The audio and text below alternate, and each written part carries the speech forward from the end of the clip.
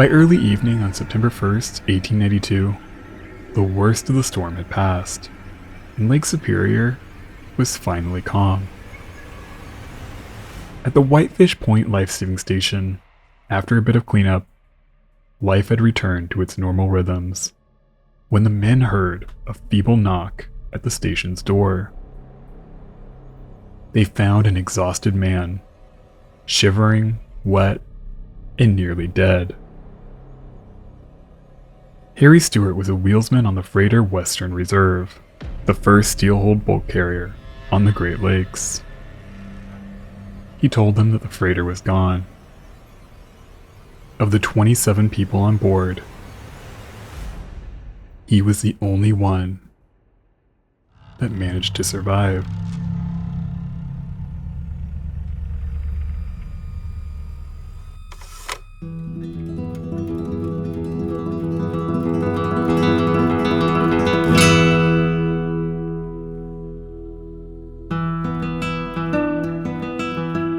It's hard to imagine the sheer pace of change the Great Lakes experienced in the latter half of the 19th century.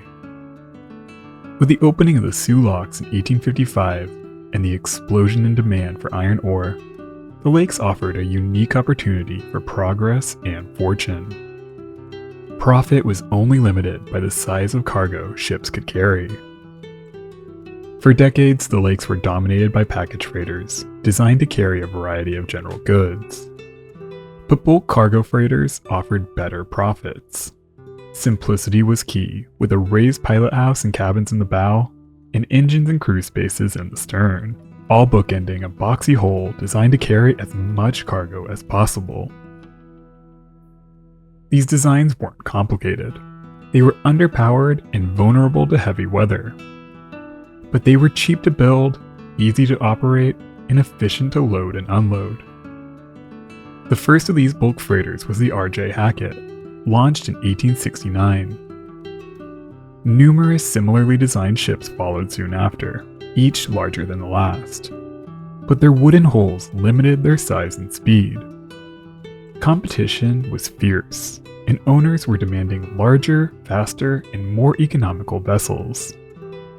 Iron was becoming a viable alternative to the wooden-hulled ships designers and mariners relied on for centuries. At first, ship owners were hesitant to embrace the new designs. But iron, and eventually steel, facilitated larger, faster, and stronger ships, capable of carrying ever larger cargoes and yielding ever larger profits. At the same time, the once seemingly endless supply of old-growth timber that produced sturdy and reliable wooden hulls was rapidly depleting. In 1881, the first iron-hulled freighter, the Brunswick, entered service. But she sank after colliding with a schooner on Lake Erie only a few months into her career, killing 3 sailors. But this deterred no one. In February 1882, the Innoko was launched by the Globe Iron Works Company in Cleveland, Ohio. This time, despite some initial skepticism, iron proved a success. The Innoko served as the blueprint for the next generation of lake freighters. Less than a decade later, iron was phased out in favor of a stronger and more reliable material: steel.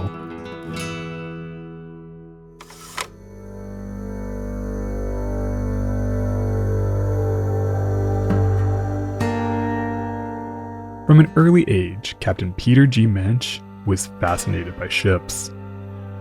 The son of a shipping magnate, he took to the lakes at just 14 years old and quickly rose through the ranks. He captained a number of vessels before his father's death in 1887 prompted his retirement from the lakes in order to take over the family business. He was always fascinated by new technologies and keenly interested in building out his fleet of bulk carriers with the finest ships possible. His father had been an investor in the Innoko and managed several other ships that followed the new design. Impressed by the success of iron hulls, Mensch was eager to take the next step. In 1890, he commissioned a new bulk freighter labeled Hull No. 9 at the Cleveland Shipbuilding Company in Cleveland, Ohio. The new ship would be the first lake freighter to feature a steel hull. Minch took an active role in its design and construction. Launched on August 20th, 1890, the Western Reserve was one of the largest freighters on the lakes at the time, coming in at 2,392 gross registered tons. She measured 300 feet 7 inches or 91.6 meters in length, with a beam of 41 feet 2 inches or 12.55 meters. She was powered by a 3-cylinder triple expansion engine that produced 1,200 shaft horsepower, capable of achieving a 12-knot service speed. The new ship cost $200,000 to build. Her impressive speed at the time earned her the nickname the Inland Greyhound. She was widely considered one of the finest and safest vessels on the lakes when she sailed her maiden voyage on October 6, 1890. It seemed clear that the Western Reserve was a model for future lake freighters. No one could have predicted that her time on the Great Lakes would prove tragically short.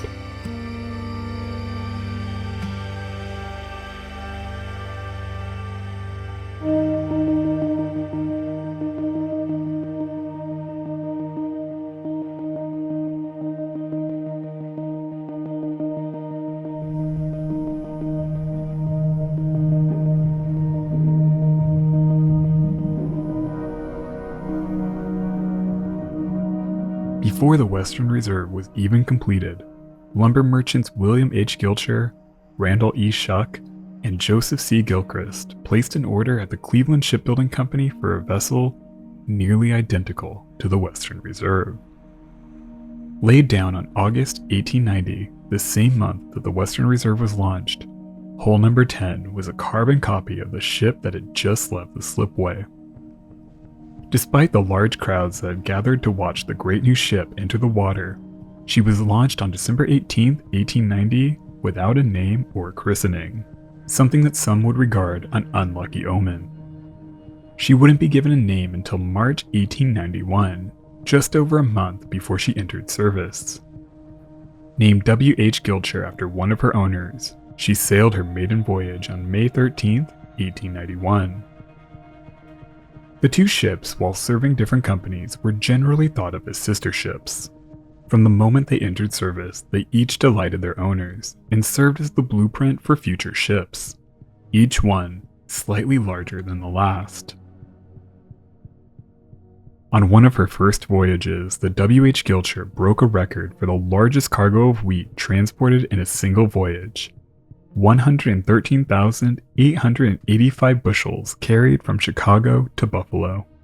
While the Gilcher carried a variety of bulk cargoes, the Western Reserve carried iron ore and achieved a number of impressive hauls. Peter Minch was immensely proud of his flagship. He never quite liked his desk job managing his fleet of bulk freighters, and he took any chance he could to get out on the lakes. One of these opportunities presented itself in late August 1892. The Western Reserve was scheduled to sail from Cleveland to Two Harbors, Minnesota, where she would pick up a load of iron ore. The summer weather was warm, and the voyage promised to be a peaceful one. Minch decided that it would be the perfect opportunity to bring along his family. He invited on board his wife Anna, their young son and daughter, Charlie age 10 and Florence age 7, as well as Anna's sister, Mrs. Jacob Delker Engelbry, and her young daughter Bertha. Captain Albert Myers, the ship's master, also brought along his young son Carl for the voyage, which at first proved to be quite pleasant as they sailed up Lake Erie and Lake Huron. In addition to the 6 passengers, the Western Reserve also carried 21 crew members.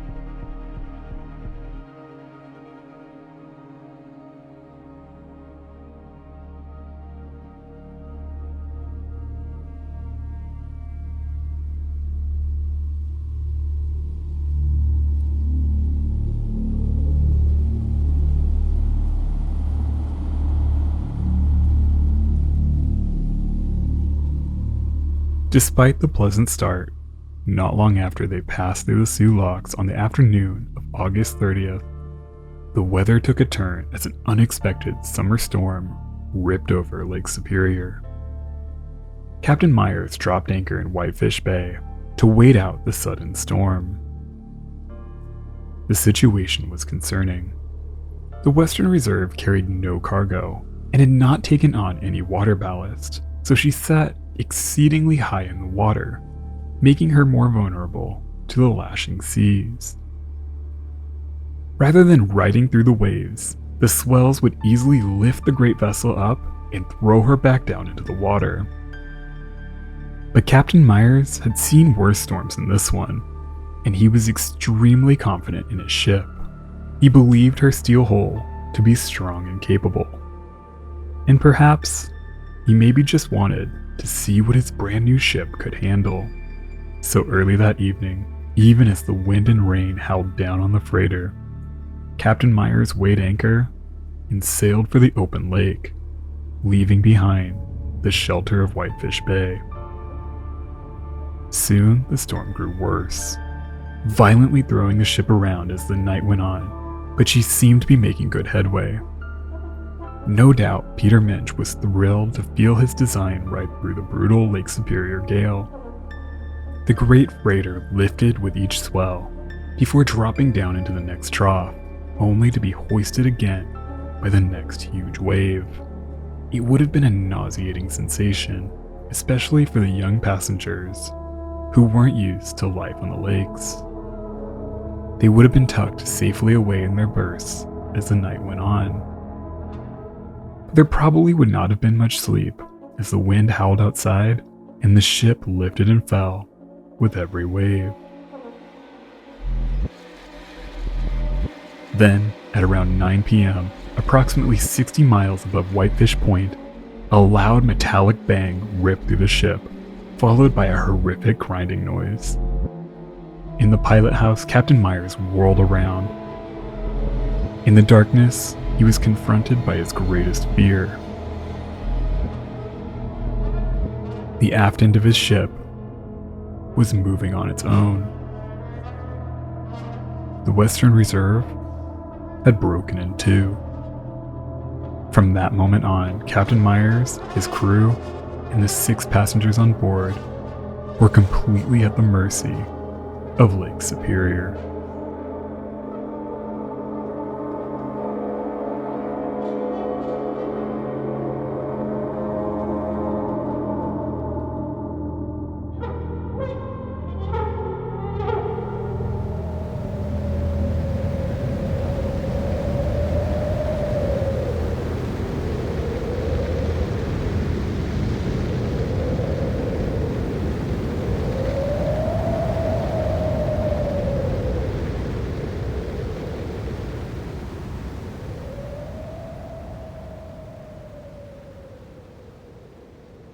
At about 7 p.m. on the night of August 30th, 1892, Harry W. Stewart, a young wheelsman on the Western Reserve, had just retired to his cabin in the bow of the ship after a long shift.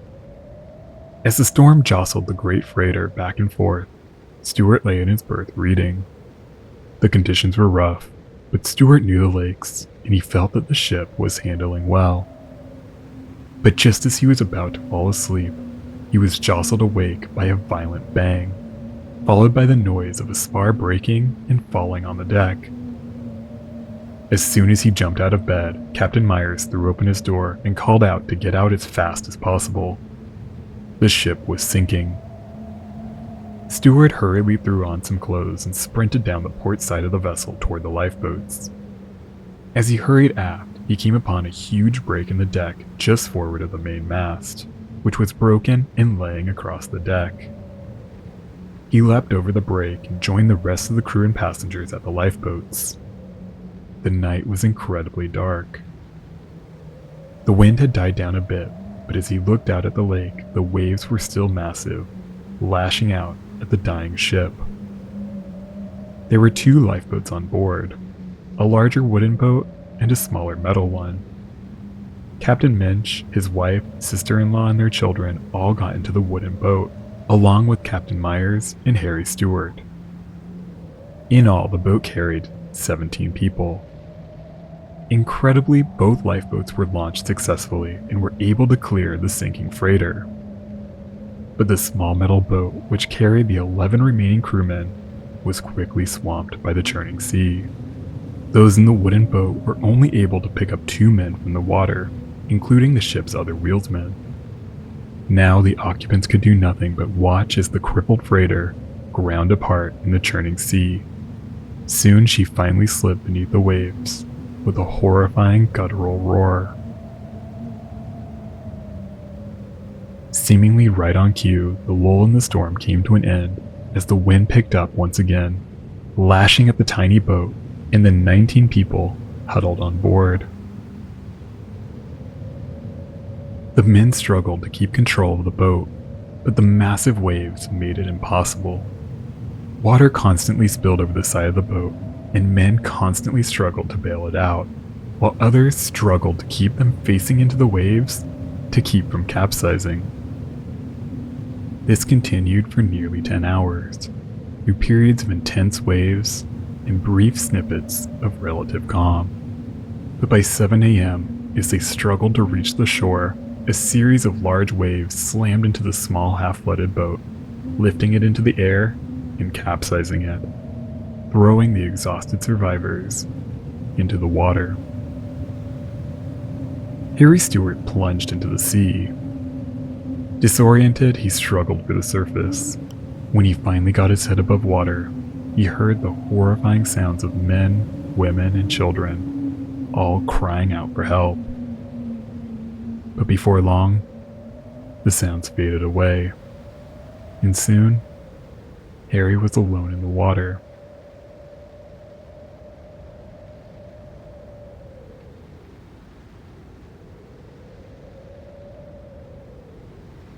Then, miraculously, he saw an empty life preserver float by him. He swam over to it and hastily tied it on. Then, he swam for the shore, fighting through the breakers until his feet finally touched the bottom. He crawled onto the beach and collapsed. By the time he made it to shore, he could barely stand, his body battered by the churning lake. The cold water and lashing winds left his limbs numb. Despite it being summer, the night was cold and left him hypothermic. But as he lay on the rocks, the surf still hitting his feet, and the horrifying sounds of the night playing in his head, he realized that he was the only one left. The story of the Western Reserve lay with him alone. Now, more than anything, he wanted to live. After about an hour, slipping in and out of consciousness, Stewart slowly lifted himself up. Through pain and determination, he got to his feet, and he began to walk. He pushed forward, sometimes falling on his hands and knees, but still, he managed to crawl. Finally, after 10 grueling miles, he came upon the life-saving service station at Whitefish Point.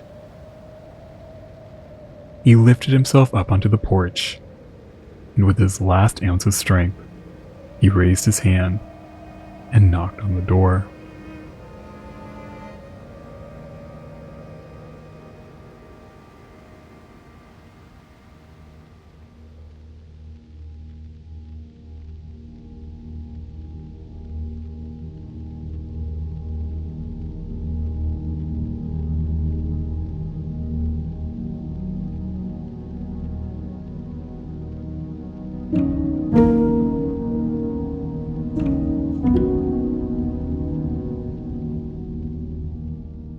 The loss of the Western Reserve rocked the Great Lakes. Not only did the region lose the well-respected Captain Mensch and its family, they were also confronted with the horrifying loss of an innovative new lake freighter, its design already copied across dozens of new vessels. Harry Stewart was immediately interviewed. Being the only survivor, his first-hand account proved vital in piecing together what happened that night. It was clear that Stewart's physical fitness helped him survive, and his frank and detailed testimony seemed reliable. But some still doubted whether he actually saw the ship split in two. Such a cataclysmic failure seemed impossible on a brand new ship. But steel was new and an untested material. And soon, another tragedy would give credence to Stewart's story. On October 26, 1892, the W.H. Gilcher departed Buffalo, New York, loaded with 3,080 tons of coal bound for Milwaukee, Wisconsin. Captained by Leeds H. Weeks and manned by a crew of 18, all seemed normal when the Gilcher passed through the Straits of Mackinac at 2:30 p.m. on October 28th and started down Lake Michigan. Soon after, a moderate storm swept over the lake. The Gilcher was due to arrive in Milwaukee on the 30th, but as that day came and went, the freighter was nowhere to be found. Soon, as other storm-battered ships limped into harbor, concern began to grow. Then the schooner seaman reported seeing a large freighter struggling against the wind during the worst of the storm around 20 miles northwest of North Manitou Island on the evening of October 28th. While they were too far away to really see what was happening, the freighter appeared dead in the water, and Captain Buchanan couldn't see any life on board. Not long after, another schooner, the John Shaw, sailed through a large debris field in the same area, including furniture and shattered pieces of deck housing. Another steamer called the White and Freant even picked up pieces of a shattered pilot house. Finally, on November 18th, two bodies washed ashore, wearing life preservers from the Gilcher. It was clear that the freighter had gone down in the storm, taking with her entire crew. With no survivors, investigators could only speculate over the cause of the sinking. It was not lost on anyone that the nearly identical Western Reserve and W.H. Gilcher were lost in similar storms less than 2 months apart. Some suspected that the Gilcher might have been lost due to a collision with another ship. That same night, in roughly the same area, a 139-foot schooner called the Ostrich also disappeared without a trace, along with her crew of 6. But others pointed out that a collision often leaves a great deal of wreckage. Overall, very little debris was found from either ship. The Gilcher, unlike the empty Western Reserve, was carrying a full load of coal. This would have completely changed how she rode through the storm and the stresses on her hull. But without a wreck and no survivors left to tell her tale, there's no way to know exactly how the freighter went down and whether or not she split in half like her sister. It's widely believed that the Western Reserve experienced excessive hogging before she sank. Hogging is a condition when a ship heading directly into heavy seas finds itself supported amidship by a large wave, leaving her bow and stern suspended in the air. Not able to support its own weight, the ship eventually broke in two like a snapping twig, not unlike the breaks suffered by the Titanic during her sinking. As much as 50 feet of the Western Reserve's bow and stern could have been lifted out of the water at any given time, with only about 2/3 of the 300-foot ship supported by the churning sea. Her empty cargo holds would have allowed the ship to lift even higher out of the water. In theory, a ship should be designed to handle these stresses to a reasonable degree. But clearly, the Western Reserve did not. Why? Two main camps emerged as investigators tried to explain what happened. One believed that the break was the result of a design flaw. Others blamed her steel. Those that blamed her design suggested that the ship was not given adequate internal support to handle the stresses of a storm like the one that took her down. But her design didn't deviate much from what was used in hundreds of vessels before and since her sinking. The standard lake freighter design of a boxy hull with a heavy bow and stern was ideal only for carrying a lot of cargo, not necessarily for safety. This core design lasted for almost 100 years, and there were several notable high-profile examples of catastrophic breaks. But many of these tragedies happened late in the ship's careers after decades of poor maintenance. Back in 1892, investigators found little reason to seriously doubt the Western Reserve's design. After all, it had been implemented across hundreds of successful ships. Attention quickly moved to the second, far more popular camp that believed that the loss could be blamed on substandard steel. Steel was a better material than iron, but for decades it was far more expensive and time-intensive to produce. But as the Bessemer process proliferated, steel quickly became significantly cheaper and easier to make. This new process was not without its problems, and it was later found to sometimes produce brittle steel not fit for use on ships. Maritime steel has to be able to bend and stretch with the ever-changing forces of the sea.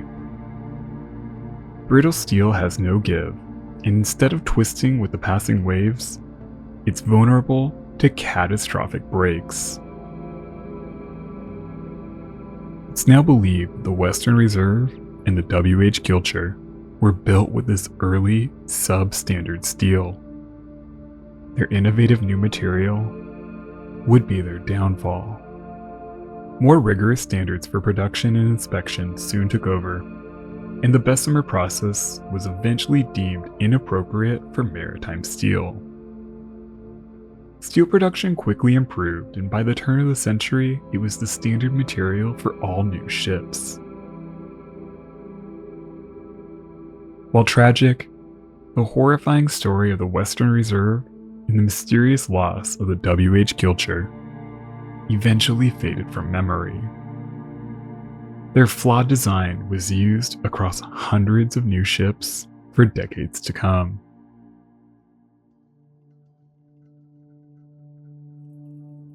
But incredibly, on March 10, 2025, the Great Lakes Shipwreck Historical Society announced that the wreck of the Western Reserve was discovered using side-scanning sonar, laying about 600 feet below the surface of Lake Superior off Whitefish Point. She had indeed broken in two, exactly as Harry Stewart had described over 130 years ago. While he was doubted at the time, we can now confidently say that he was right. To this day, the wreck of the W.H. Gilcher has never been found. The mystery of her fate and whether she met the same end as her sister will remain unknown.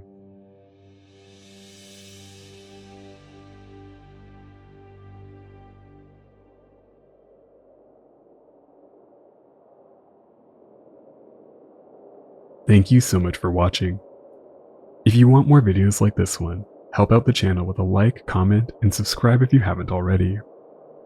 I'd like to give a special shout out to my supporters on Patreon and my channel members. Their support helps make in-depth, independently produced videos like this one possible. Alright crew, that's all I've got. Until the next one, be nice to people.